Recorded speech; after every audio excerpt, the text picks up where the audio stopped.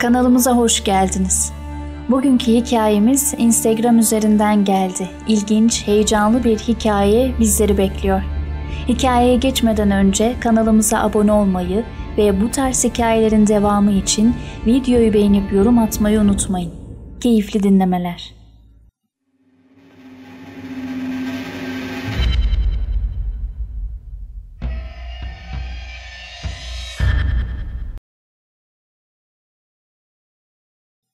Bundan 2 yıl önce evimiz belediye tarafından istimlak edildi yol geçirmek için. Ben o evde doğup büyüdüm. O evde babamı kaybettim. Neyse biz evi boşalttık, bir ev bulana kadar kiraya geçtik. Kiraya geçtiğimiz ev eski evimizin bir alt sokağındaydı. Ama annem bu eve hiç alışamamıştı. Sürekli ablamlara gidip orada kalıyordu. Ben işe gittiğimden sürekli evde tek kalıyordum. Benim iş yerim ablamlardan çok ters kalıyordu. Bir gece bilgisayardan müzik dinliyordum. Bunu çok sık yapardım. Müziği dinlerken yatağıma uzandım. Kulağım müzikteydi. Lamba açıktı. Günün yorgunluğundan mıdır bilmem, hemen uyumuşum. Ya da ben öyle sandım, bilmiyorum. Kapının sertçe çarpmasıyla birden yerimden sıçradım. Uyku sersemliğiyle etrafıma bakınıyordum. Bilgisayar açık, müzikse çalmaya devam ediyordu. Ekranın verdiği ışık odayı aydınlatıyordu. Lamba patladı herhalde dedim. O ses de oydu diyerek dikkatli bir şekilde yerimden kalktım. Telefonu elime alıp ışığını yakarak yerlere bir göz gezdirdim. Cam kırığı var mı diye baktım. Ama bir şey göremedim. Lambaya baktığımda lamba sağlamdı. Yerimden kalkıp lambayı tekrar yaktım. Yandı. Çok fazla uykum olduğundan bu konuyu hiç umursamadım. Mutfağa gidip bir bardak su içip hemen odaya geri döndüm. Bilgisayarı kapatıp yatağa geçer geçmez uyumaya başladım. Rüyamda eski yıkılan evimizin yepyeni bir şekilde durduğunu gördüm. Evimiz tek katlı müstakil bir evdi. Dedemden kalma eski bir evdi. Rüyamı anlatayım şimdi. Ben o evin yepyeni halini görüyordum. Bu nasıl olur, yıkılmıştı bu ev, buradan yol geçecekti diyerek eve doğru yöneldim.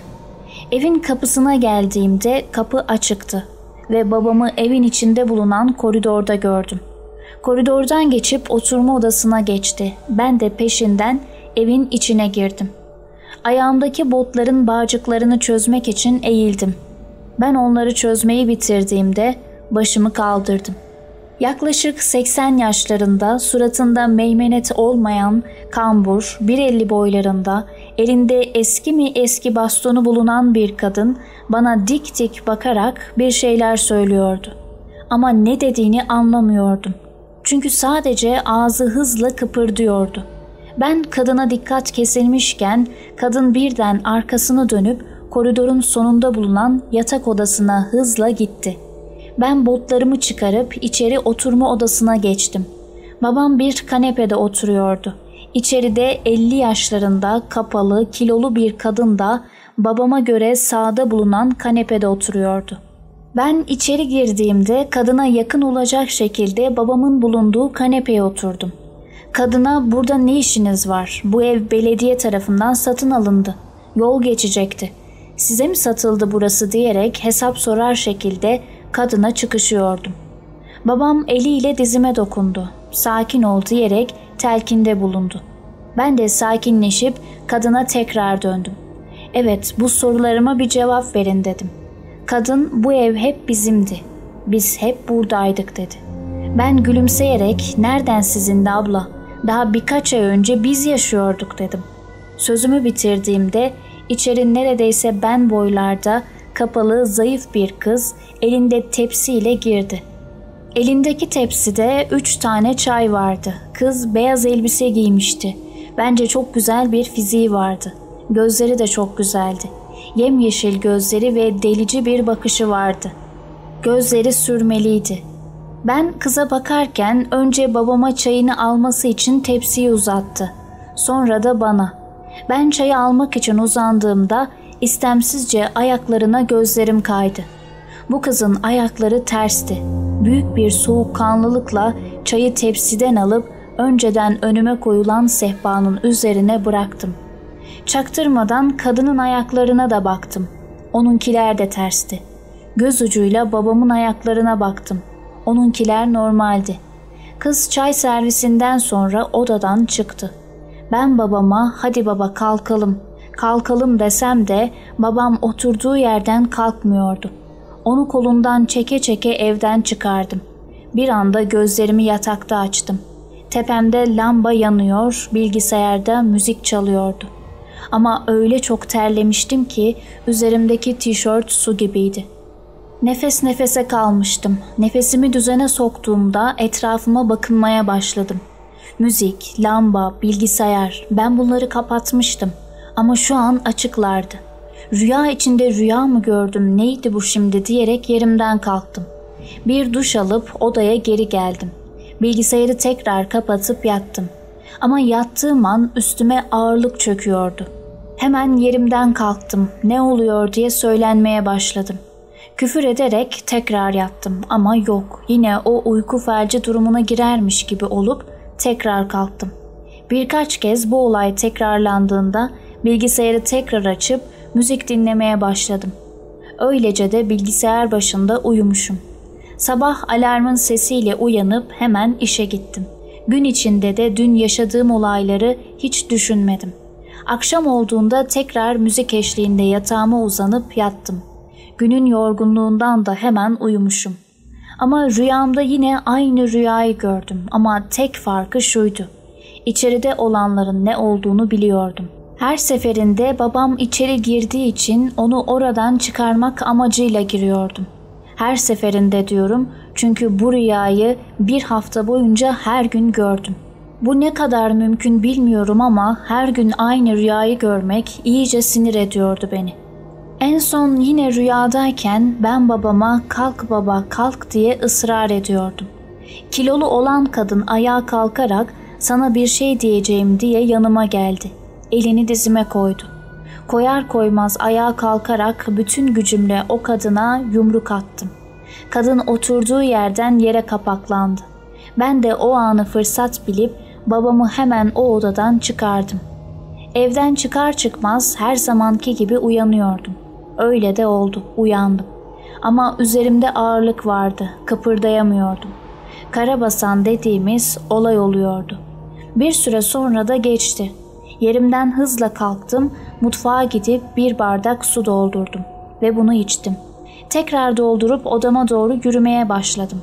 Diğer odada annem yatıyordu. Annemi kaldırayım da bana bir okusun diyerek odaya girdim. Annemi birkaç kez dürtüp uyandırdım. Anne bana bir oku da öyle yat, garip garip şeyler oluyor dedim. O da ağzını geveleyerek bir şeyler dedi. Ama ben hiçbir şey anlamadım. Sadece ağzını oynatıyordu çünkü. Yerinden kalkarak mutfağa gitti. Ben de onun odasında oturdum. Ama aklıma annemin evde olmadığı gelmişti. Annem evde yoktu. Ama mutfaktaki kimdi? O an ellerim, ayaklarım buz kesti. Ayağa kalkarak mutfağa gidip gitmemek arasında kalmıştım. Odada ne yapacağımı düşünürken camın önünden geçen bir kişi gördüm. Cam yol seviyesinde olduğundan yoldan geçen birisidir umuduyla hızla camın güneşliğini açtım. Ama cama suratını dayamış, saçları simsiyah olan bir kız gözlerini bana dikmiş bakıyordu. O kadar sert bakıyordu ki nutkum tutuldu. Yerimden sıçradım ve kalktım. Yine mi rüya görmüştüm, ne oluyordu bana diye sinirle küfretmeye başladım. Yatıp tekrar uyumaya çalıştım. Çok geçmeden de uyumuşum. Ertesi gün annemi arayıp eve çağırdım. Akşam eve gel dedim. Evde yemek yok diye bahane uydurdum. O da tamam dedi. Akşam annem geldi. Annem dini bütün bir kadındır. Namazında, niyazında. Ben ise aksine hiç dinle alakalı değilimdir. Olanları ona anlattım. Kabus görmüşsündür. Gel bir okuyayım seni. Rahat uyursun dedi. O gece annem beni okudu. Rahat uyudum. Aradan yaklaşık 1 yıl geçti. Biz kendimize göre bir ev bulmuştuk. Onu satın aldık. Oraya taşındık. Birkaç ay sonra bir gece eve geç gelmiştim. Sanırım saat 1'di. Sessizce eve girdim. Annemi uyandırmak istemiyordum. Odama geçtim. Üstümü değiştirdim. Yatmak için hazırlanıyordum. Tuvalete gidip geldim. Odaya geri girdiğimde bana arkası dönük bir kız gördüm. Saçları beline kadar uzanıyordu. Lambayı yakmak için elimi lambanın düğmesine bastım. Ama yanmadı. O varlığa baka kaldım. Neydi bu ve bana neden oluyordu? Kız bana dönerek hızla suratıma yakınlaştı. Aramızda bir karış mesafe kala bana ağza alınmayacak küfürler etmeye başladı. O kadar hızlı küfrediyordu ki anlatamam. Sonra birden kayboldu. Ben odamda kala kalmıştım. Neydi bu şimdi diye olduğum yere çömeldim. Sigarama uzanıp bir sigara yaktım.